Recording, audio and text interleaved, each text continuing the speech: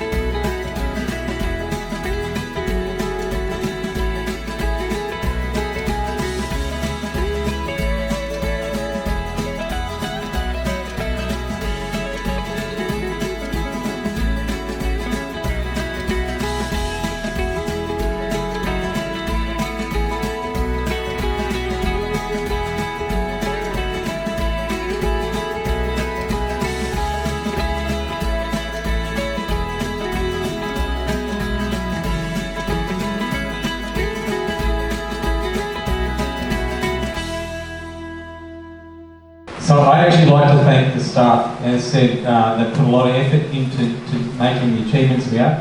And I'm going to go through now and look at some of our key target areas. We have 5 target areas in our company, and I'm going to go through the achievements, happy to take questions at the end of it. So as a company, our core business, we invest significantly in the clean seed. We have arrangements in place with some groups to actually, and we manage those quite strictly, especially in the Ingham and Abergarie area where we don't have farms. We have 3 farms on lease. We've got one at Stone River, one at Macnay, and one at Central. As you can see by the dots, that's roughly the location of our seed operations this year. The main staff who worked on this program this year is myself, Richard, Graham, and Tony, were the ones who did a lot of the foot side work with our field workers, and Nadion's here as well. So we spent a lot of the time getting the clean seed out and coordinating that. If we have a look at where we've come from and where we are now, as Michael said earlier, as a company we've had a lot of focus on how do we get more cane out and how do we do that. And I know Richard, myself, Sam Salick, last week I was in the vertical looking at their operations as well. This year we have put out the most clean seed that we've ever put out in the last 10 years, so almost 1,500 tonne. Now when you compare us to some of the other areas, we're one of the highest producers of clean seed in the industry. Hotwood treatment cane, we've treated 138 tonnes in the last couple of years. That's quite high, and we are one of the largest group. We are the largest group who hot water treats cane, and our tissue culture side of the business has been increasing as well. Like 4 years ago, we had no tissue culture out there. It's been gradually, and next year we have orders already for 40,000 plants for next year. So on the clean seed side of things, we've been ramping that up quite significantly, trying to get more volume out there. The bulk of our cane that has gone out as whole stalk cane. So if you have a look, this year, as I said earlier, we've planted 35 hectares. So if we have all that produced next year, we're going to have a lot of cane. We're going to probably be close to 3,000 tonne between our plant and our first returns. That will be available for sale. Now Lex, I'll answer your question. We sold 1,482 tonne of cane through our plots this year. The disappointing side of it is we still had 1,343 tonnes through our farms that went to the mill. And they were varieties that we could have sold. We tried to get more varieties out, we sent emails out, we contacted growers by phone around August saying, hey, we've actually got some extra cane, do you want to come and get it? And the disappointing thing is we didn't get all of that out. And a good example is SRA 26, brand new variety. We had 10 tonne that we just could not ship and give to anyone. And so we would like to have that change, and we've put a few things in place to change that. Probably the main varieties that went out through our plots, SRA 26 being a major variety that went out, 253 and 232 are our other 2 big ones, 208 and then 200 in order of sales. Going forward, as a company, we're having some real challenges, and if you drive past our central plot out here, you'll see some of our problem varieties are quite difficult to hot water treat. They don't treat very well. So as a company, we've made decisions last year that we will tissue culture some of these canes. We've got that block at Macnay there, you can see that the team's planning. So we've made decisions in the future to tissue culture 219, 231, 232 especially. And if you go to Petrobond, you'll see some of that on the central plot here. It just doesn't handle hot water treating. Every year we have issues with it in 253. SRA 28, which is coming out next year, doesn't hot water treat well at all either. So we've made that decision. It's costing us about $1.90 per plant. This year, most of the tissue culture that's come into our plot, most of the SRA 28 came from tissue culture sourced for hot water treated sources in there. So, yeah.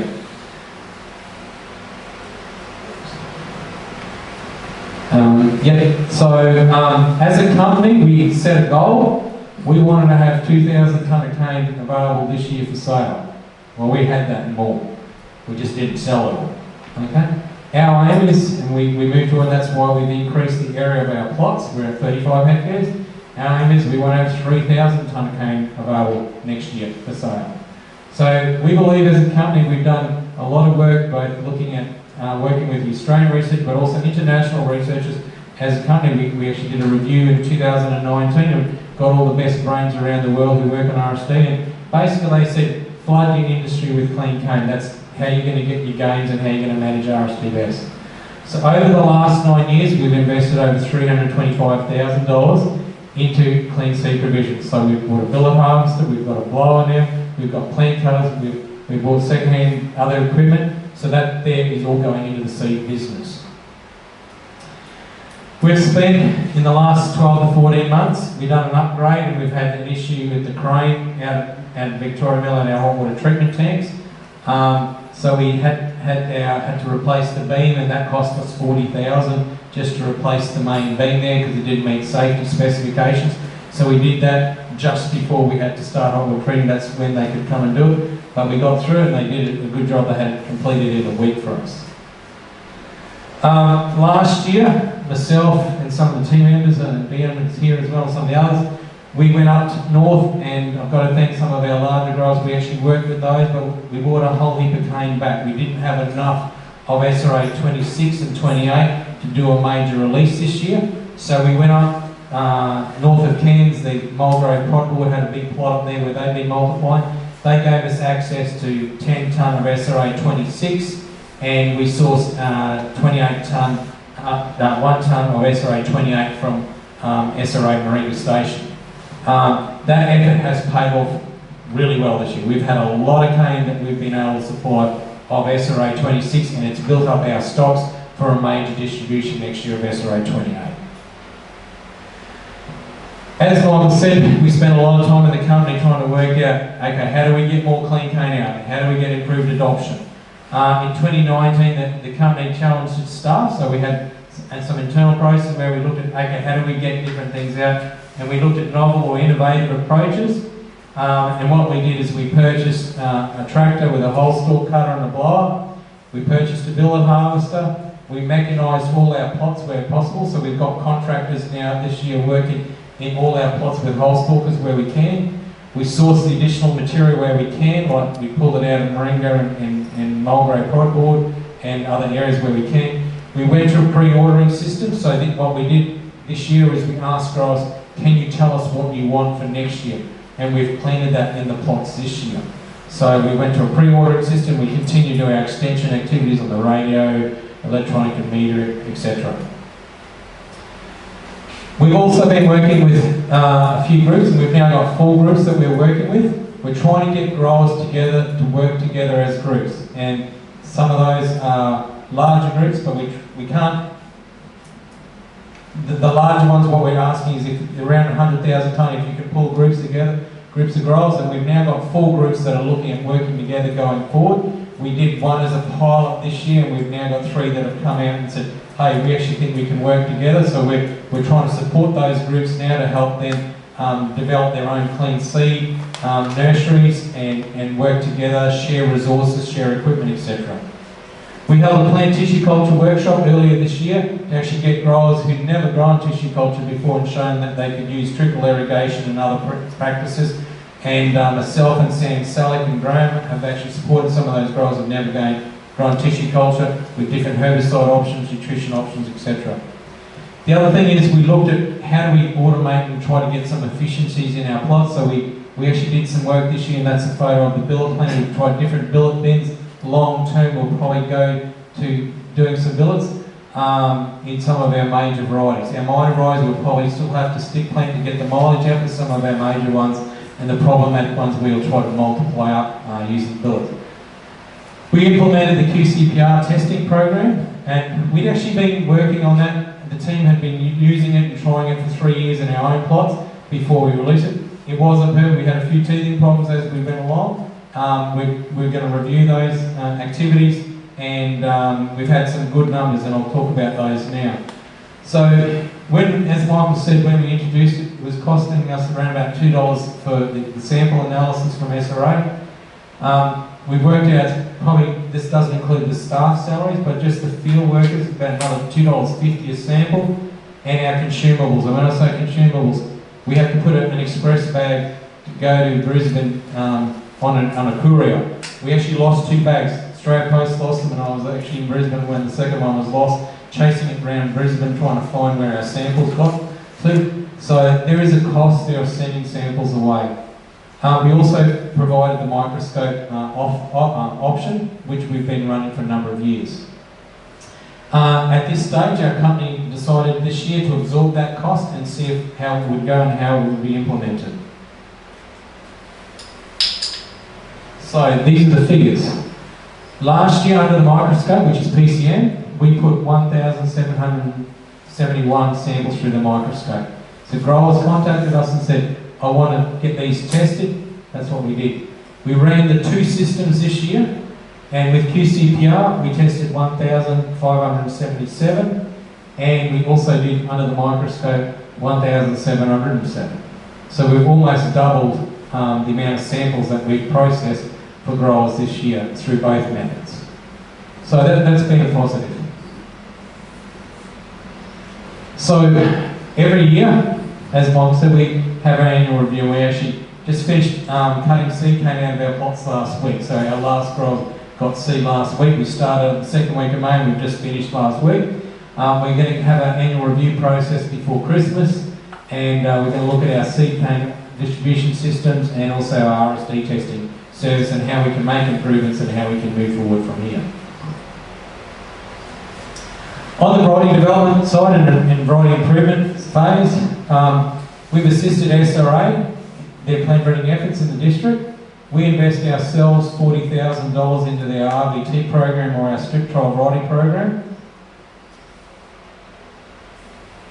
And what we do is with the RVTs, we currently have 3 trials on the ground, and we really throw them into pretty hard adverse conditions to see how varieties will handle those difficult conditions. Some will fail, and that's part of it, is to identify which varieties will succeed and which ones fail.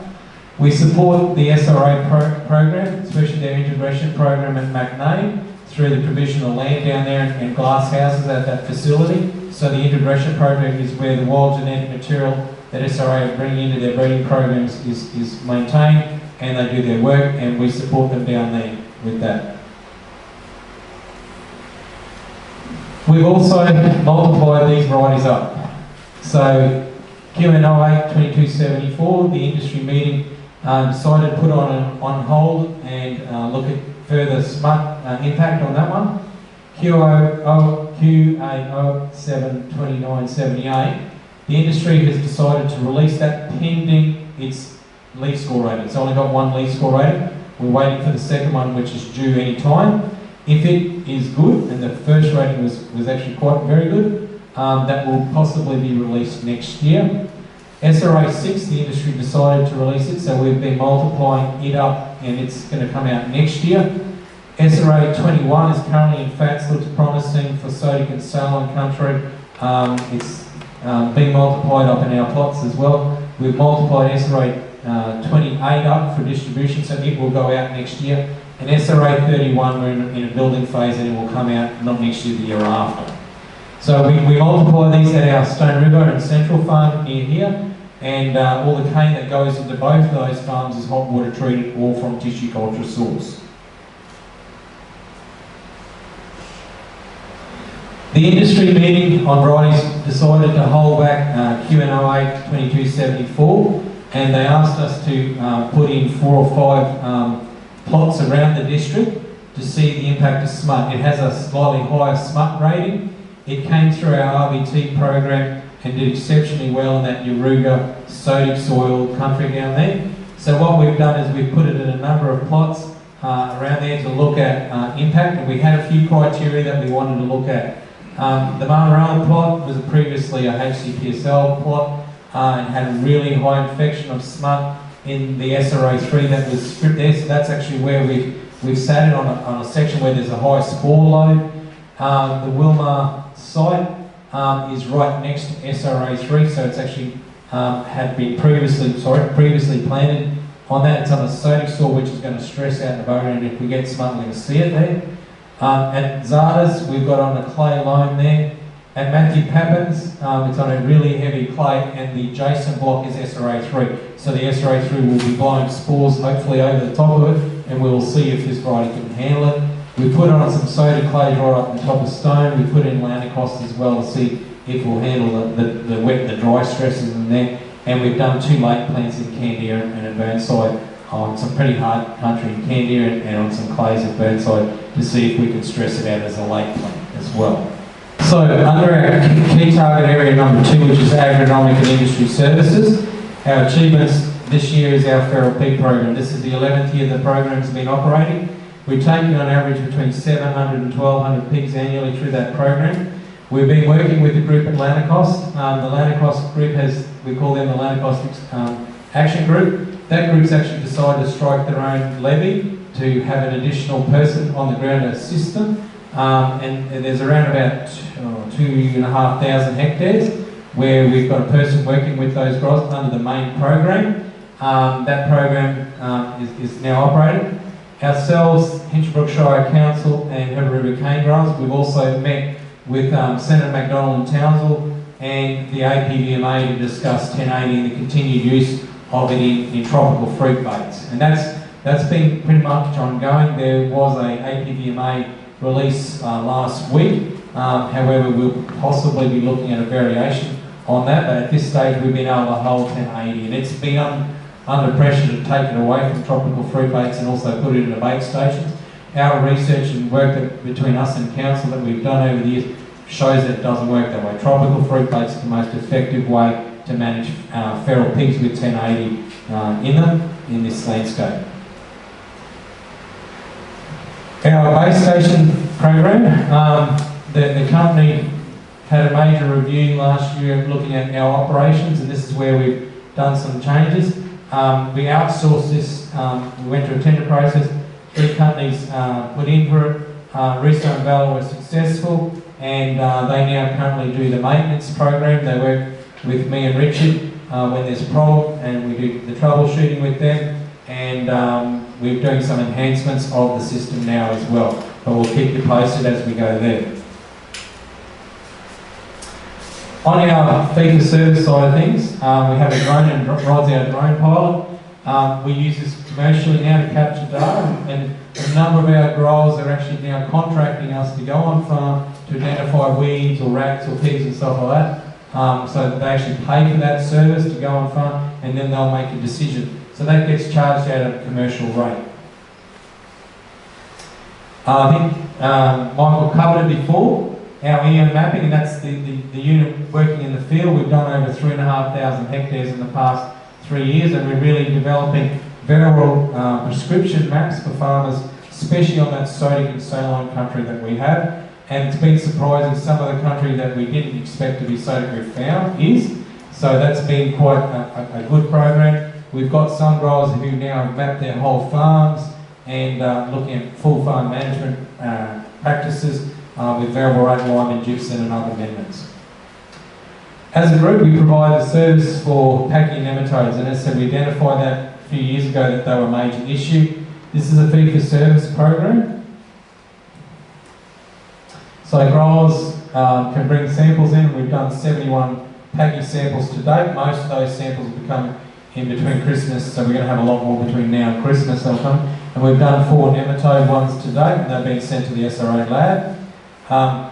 Pachymetra and nematode continue to be major problems, and we regularly see blocks with high numbers like pachymetra, 300, 400, 1 million spores per kilo. And so that impacts on the root system and how the varieties actually perform and their returnability. We've also core funded, Richard runs this one, is we've actually established 3 sites with Nimitz, which is a nematicide that controls nematodes, to see if it will work in our farming system. We did some early work when this product was being developed, Graham, Ash and I, and we saw some big yield improvements on areas where we had high numbers of nematodes. So we've got 3 demo sites on the ground now. Key target areas 3 and 4, sustainability, environment and industry capacity. We've kicked a number of goals in this one. We're a major partner of the CRC Soils program. This program's been running for 10 years and invests into soil and soil health. Us and the Vertical Prod Service are the only 2 cane partners in that nationally.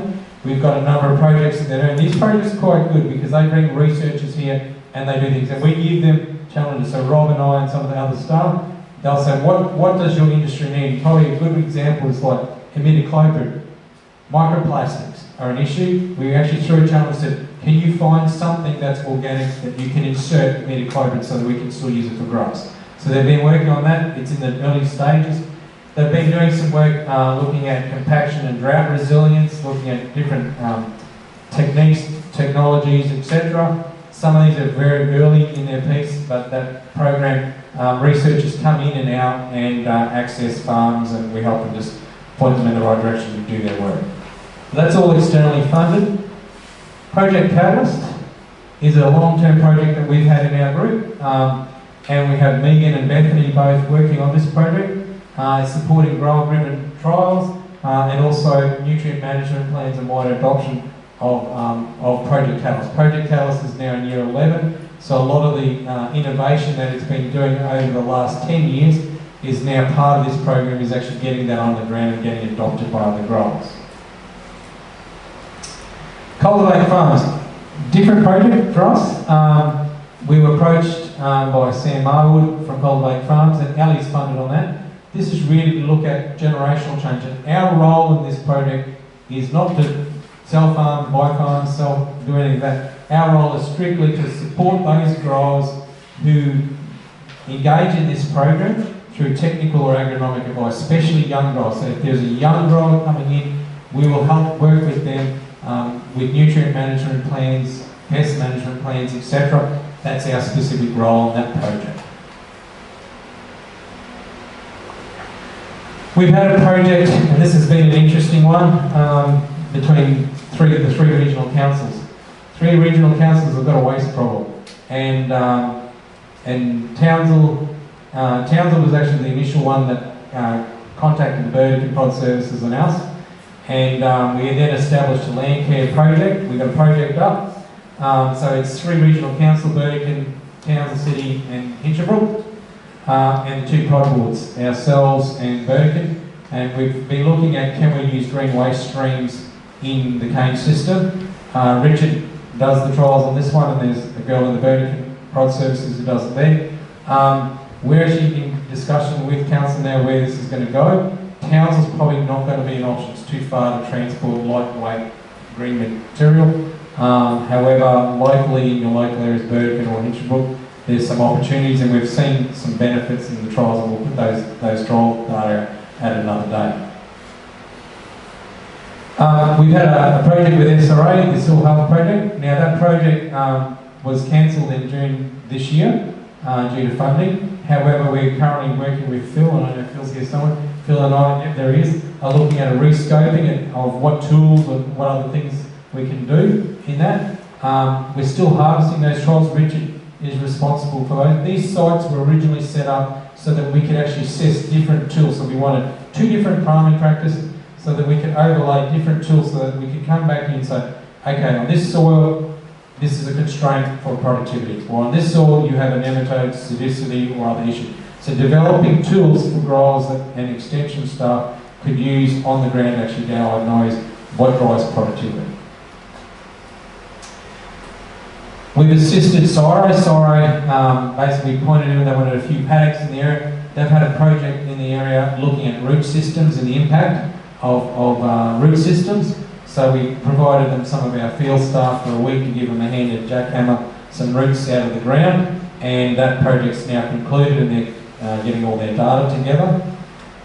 We've had a project now for a couple of years. It's externally funded with the Department of Agriculture. They're looking at some new fertiliser technology. So we made access to land for them at McNain. So they've actually had 3 blocks down there, and their research teams coming up from Brisbane and Toowoomba to do work there. That funding was from SRA and Queensland Government for the department, and they had some new technology that they wanted to try. We've made some investments in youth. So we invite and allow kids from the local schools. So we regularly have kids from Abergaringham High and Gilroy come throughout the year to various events or do work placement on our site, and we've hosted some uni students as well. The Ingham Show is a big event where this year I'd like to thank Sandra. Sandra took up the challenge when Sam went. Sandra and Linda Grogan, Linda from SRA sites, Sandra from ours, and HCPSL, we sponsor the under 18 section. We have a relationship with the schools where they allow us to come in and talk to kids about growing cane and trying to foster the younger generation coming through. We have a big project, and you can see some of the banners, and a lot of our staff are working on this project. It's funded for 3.5 years. It's called Project Cane. It's funded by the Great Barrier Reef Foundation, and we have a number of partners on this ourselves. Queensland Government, Mark Poggio's group, the economics team from DAF is on that project, and Trop Water, they do all the water monitoring. I'm not going to go through and explain it. I'm going to put the video on. There's actually a video on the project. We'd like to launch the video today.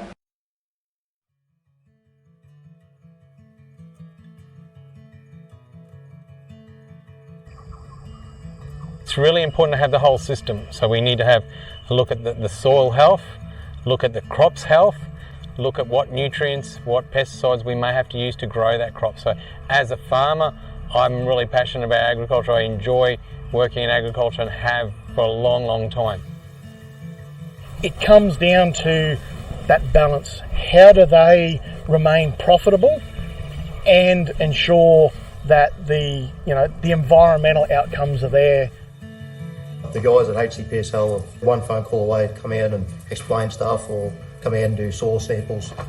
We use the HCPSL and other agronomy services daily, basically on a daily basis. So, but yeah, they're sort of core to our business.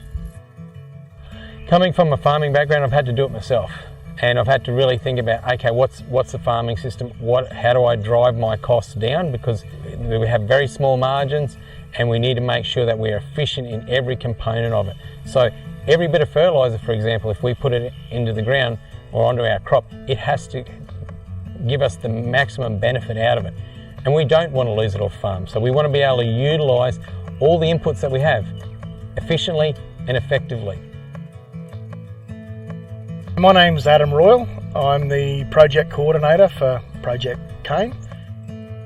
The overall aim of the project is to provide agronomic support and tailored nutrient solutions to growers.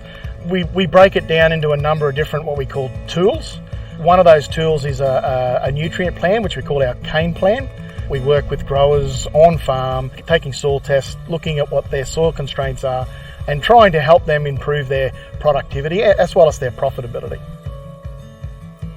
Simple things like fallow management. We've got a system and routines going now at fallow management, but we're happy to explore different options and different trials and things, and that's what sort of excites me about the Project CANE. So it's a holistic approach. We're not just looking at one thing in isolation, and that's one of the benefits of this project is we're looking at the whole farming system. We've got to get change on the ground. So we do the research, not for the sake of just doing research. It's getting outcomes for our industry and our growers. That's the important thing. We've then got some workshops where we work with those growers to break down the 6 easy steps nutrient guidelines. So that's what the industry uses to set the benchmarks for the nutrient management. We've also got a Clear as Mud demonstration program. We've got a mill byproduct, which is mill mud or mill ash, and we're looking at how efficiently we can use those products. And lastly are our grower groups, so our cultivating cane grower groups. So they're the main tools in our toolbox that we'll be using under Project Cane. It's one thing for me to go out with my father and just go out and learn how he does it, but it's even better if you can go out and get another person's business idea of how they do it.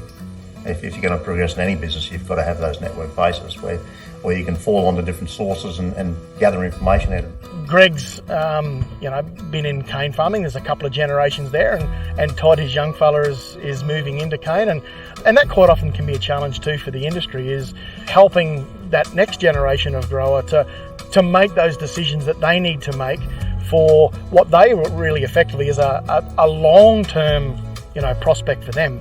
They're not looking at a 5 to 10 year window, they're looking at a 30 or 40 year window. It was basically a benchmark for me. We just drew a line in the sand, and Todd coming back onto the farm now, it was good to him to enter into these new systems so that he's picking up from the grassroots and he's growing from this point on. If we can get growers to understand their farming system better And that's in all aspects. That's understanding how the soil works, how they manage nutrients better, how they manage their pesticides better, how they manage sediment. And at the end of the day, make a buck out of it and have a low environmental footprint. That will be the success. We've partnered up with, our two main partners. DAF, so the Department of Ag and Fisheries. They're going to be working with us and working with our growers to look at the economics. And we've got Tropwater, in particular Aaron. He understands the district, he understands the complexities. He's worked with growers before. So his role really will be helping us decide where some water quality monitoring needs to be done. And when you're doing water quality sampling that takes in 50 farms, how you bring that down to that one individual farmer is difficult. So we're hoping in this project to really drill down on that and get the growers involved on a grower by grower basis. It's not a job where you can just slack off. You gotta run everything by the book. We grew up on the reef, so we love our fishing, love the Great Barrier Reef. So we do everything in our power to make sure we're doing the right thing to sustain it and make sure it goes on, for generations to come. If we can really engage with growers who to date haven't been, and get them to really feel like they're a part of the program and actively participate, then I think that'd be great.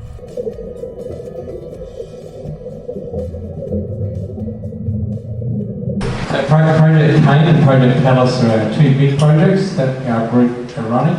I've introduced Catalyst, so our Project Cane team. Adam leads the team. We've got Jared Sardell, Kelly McVeigh, Melissa up the back there, Livia is based in Torma and looking at possibly moving up here, and Graham Holzberg has moved into that program. That project really looks at nutrient management plans, extension and working with growers one-on-one on the ground. And that's really a lot of it. The Tropwater guys are helping put in the water monitoring, and so we'll have a lot of information there. It will be live, you'll be able to see data coming through sensors live on your phone or on your computer when it's raining and stuff like that. And Mark Poggio's group's going to be doing economics. So some of the things that you guys might want to do on the farm, we can then run the economics and say, hey, is it viable or is it not? So some of our other key target areas is our strategic alliances, and we work with a heap of different people, and we treasure and thank these people for working with us. So locally we work with the cane grower groups, Cane Growers Have a River, ACFA, AgForce, the HCPSL Collective. Wilmar is our sugar miller. We have a really good relationship with the other pod boards up and down the coast, SRA, government agencies, NRM groups, CRC, especially for soils, universities, private companies. We're an active member of the Catchment Land Care Group and other grower groups. We're one of many grower groups around the country. So we actually now have a network with grains, with cotton, with other areas as well. And on a regular basis, probably monthly, I chat or we sit on some of the CRC ones jointly, where a team from Western Australia with a similar company or a team from the York Peninsula in South Australia, we're on the same hookup looking at issues on farming. And to be honest, a lot of the issues are very similar between all agricultural commodities. So we appreciate our alliances and those that we work with. In conclusion, we've got a brand new website. So please take some time, go have a look at our new website. At some stage we're going to upload today's meeting, so there'll be a snippet of the presentations today that'll go up on there. There's a lot of information, resources, and early next year you'll be able to actually log on and actually get services. So if you want a service, it'll send us an email saying, I need a seed inspection, and it'll go then to Sandra's office, and then a person will come out. So we have inbuilt things that are now on our new website. I'd actually like to thank our members, which are you guys in the room, for continuing to support us. We aim to strive to make things better through the services that we provide to you as our members. And I'd actually like, once again, to say a special thanks to our staff. It's been a challenging year this year. It rained a lot of the time and everything kind of compressed in a very short period of time. We lost a few staff along the way, and we recruited a few new staff along the way. So I'd actually like to thank the team for putting the effort in and getting the job done this year. that wraps up, and that cut's not for me, that's for the team. So that wraps up my presentation. I'm happy to take any questions, and I'll hand back to Michael then.